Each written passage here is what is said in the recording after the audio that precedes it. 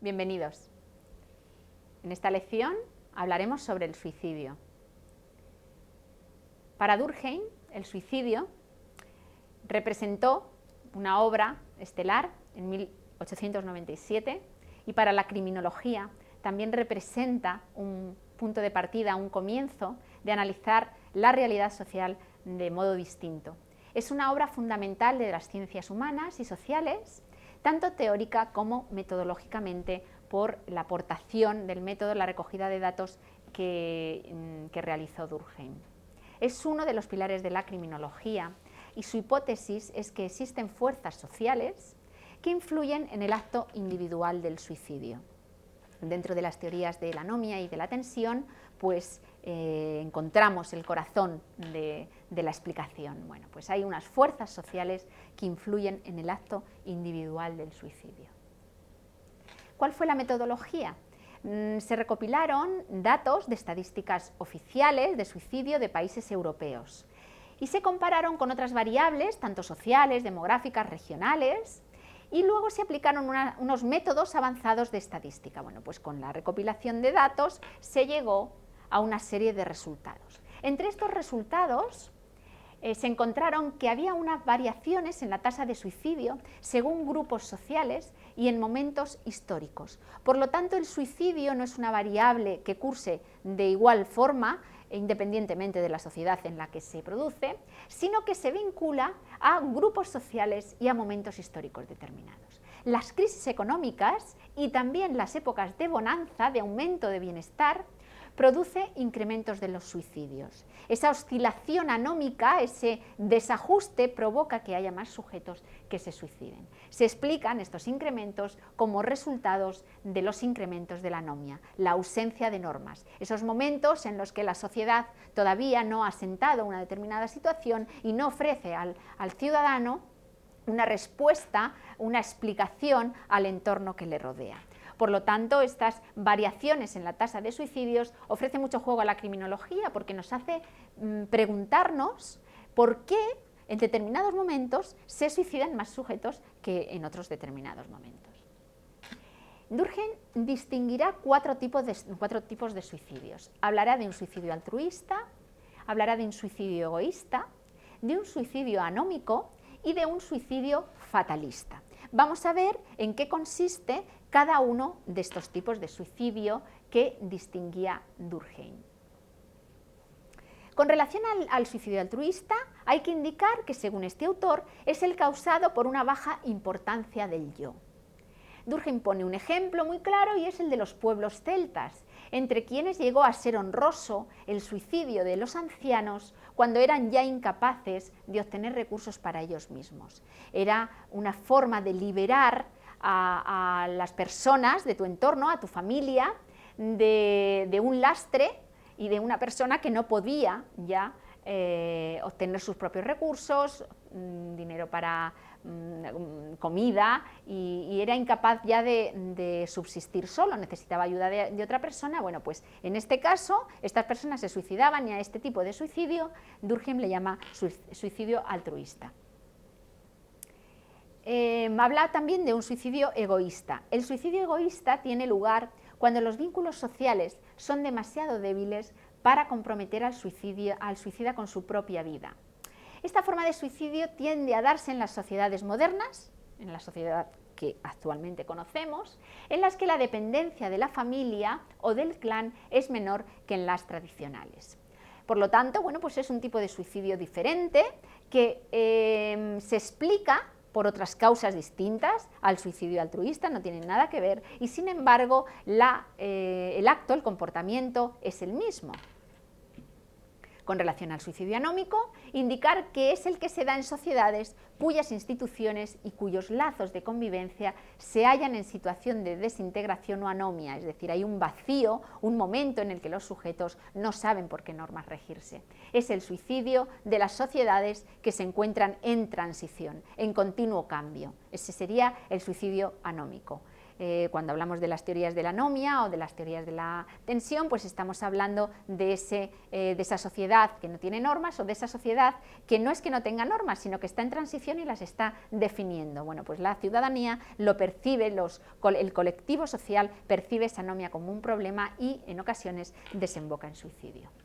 Y por otro lado tenemos el suicidio fatalista. El suicidio fatalista se produce allí donde las reglas a las que están sometidos los individuos son demasiado duras, demasiado férreas para concebir la posibilidad de abandonar esa situación. Por ejemplo, las sociedades esclavistas serían ejemplos de situaciones en las que se da este tipo de suicidio fatalista, es decir, bueno, me suicido porque no tengo otro plan en mi vida, porque no tengo futuro, porque mi vida es esto y no voy a poder conocer otra cosa. En ese caso hablamos de suicidio fatalista.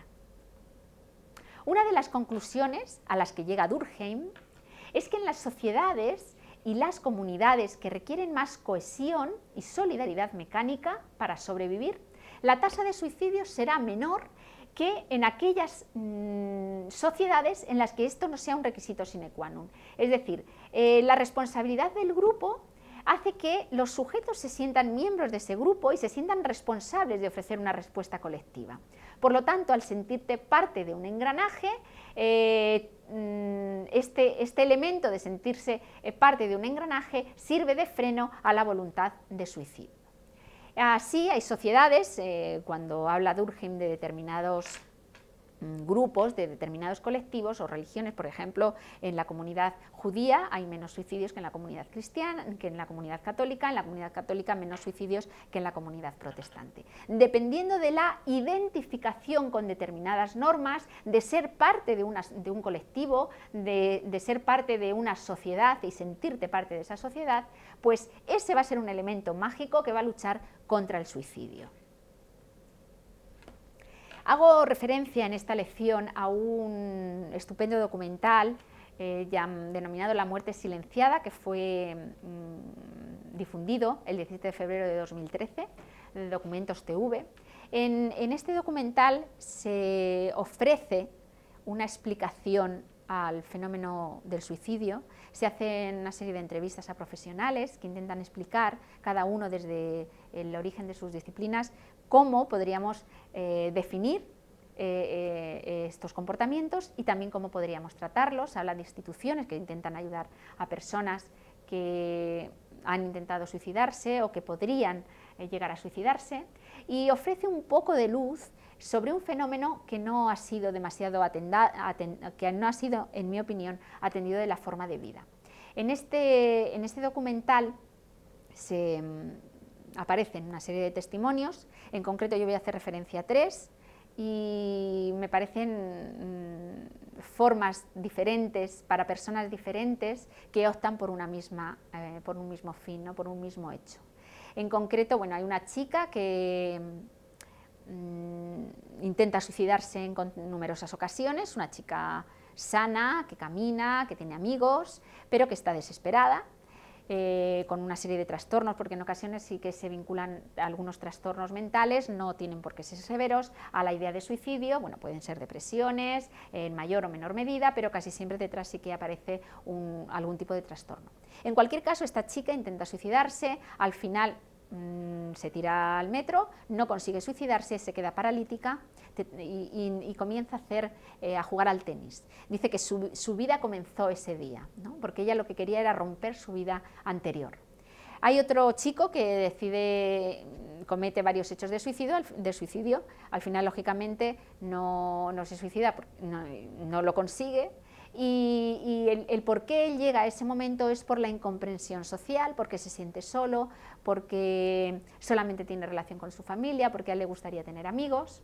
Y luego hay otro caso de un chico que sí que llegó a consumar el suicidio, y el testimonio lo ofrecen sus padres, y sus padres hablan de una persona que llevaba su vida normal, que era una persona vital, una persona interesada, interesada por hacer cosas nuevas, que tenía hobbies, y que de un día para otro, pues al parecer por una ruptura sentimental, decidió acabar con su vida, mandó un SMS a su madre, intentó hablar con ella y se suicidó. Bueno, pues son casos, aparecen otros casos diferentes en este documental, he hecho referencia a estos 3 para que viéramos lo variopinto de por qué algunos sujetos pueden llegar a pensar que el suicidio es la salida a sus problemas. Considero que hay que dar voz al suicidio para combatir sus causas, que hay que conocerlo, hay que prevenirlo. Hay, según datos españoles, hay una media de 8 suicidios al día, al año suman más de 3.000. Estos son datos que aparecen en El Mundo, datos en el periódico El Mundo, y eran datos de 2011. Hasta 2006 las estadísticas oficiales ofrecían datos de suicidio. Desde 2006 no se han incluido como una variable para ofrecer datos, quizá porque son unos datos que un poco quedan despintados en el sentido de que el suicidio, si coges el coche y tienes un accidente de tráfico y quieres suicidarte, se va a engrosar otra lista que no aparece, que no es la correcta.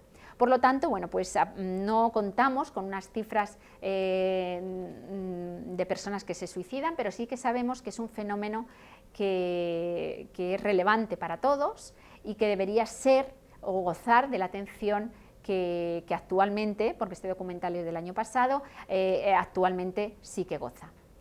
Muchas gracias por la atención.